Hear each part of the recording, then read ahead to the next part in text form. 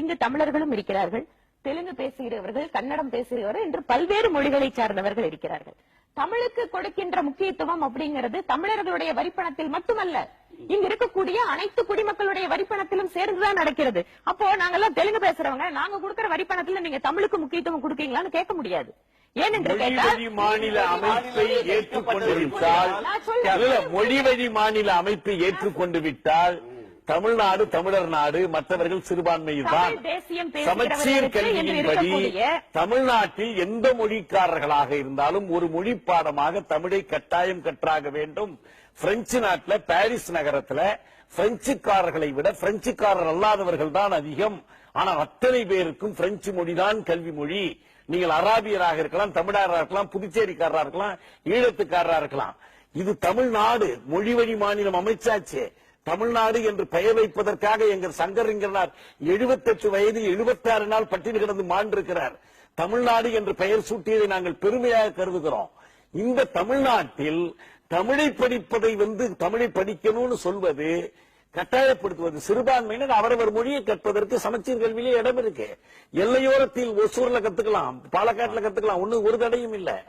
தமிழை திணிப்பது என்று தமிழ்நாட்டில் பேசுவதை போல அபத்தம் வேறு எதுவுமே இல்லை. தாய்ப்பாலை குழந்தைக்கு திணிக்க முடியாது. தமிழுக்கு ஏதோ தமிழ் மக்களுடைய மற்றவங்க கொடுக்கிற வரிப்பணத்துல தமிழை எப்படி வளர்க்கலாம்னு கேட்க முடியாது. இந்திய மக்களுடைய வரிப்பணத்துல ஒரு மொழிக்கு முக்கியத்துவம் தருவதை போல ஒரு தோற்றம் வரும் பொழுதே இந்த அளவுக்கு வரிப்பணத்துல இல்ல, நான் பாஜக மட்டும் குறை சொல்லல. நீங்க கொஞ்சம் கவனிங்க, நான் பாஜக மட்டும் சொல்லல. இதுதான் காங்கிரஸ் கொள்கை, இதுதான் இந்திய அரசமைப்பு. அரசமைப்பிலேயே இருக்கு.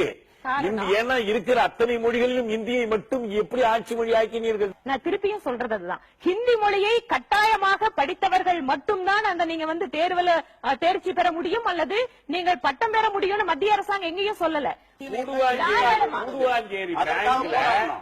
கூடுவாஞ்சேரி வங்கியில தினம் ஒரு இந்தி சொல் கற்போம்னு எழுதி போட்டிருக்கிறீங்களே, அலகாபாத் வங்கியில தினம் ஒரு தமிழ் சொல் கற்போம்னு எழுதி போட்டிருக்கீங்களா? எவ வரிப்பணத்திலிருந்து இந்திய வளர்க்குறீங்க? இங்க எங்க கிராமத்துல, குக்கிராமத்துல, நீங்க சவுகார்பேட்டையில இந்தியில எழுதி போடுங்க போர்டு. நான் வேணான்னு சொல்லல, அந்த மக்களுக்கு அந்த மொழி தேவைப்படுது. எங்க கிராமத்துல இந்தியே தெரியாத ஒரு பகுதியில கொண்டுட்டு தினம் ஒரு இந்தி சொல் கற்போன்னு வெள்ளப்பலகையில் எழுதி போறீங்க. என்ன நியாயம் இருக்கு? கேட்க முடியும்.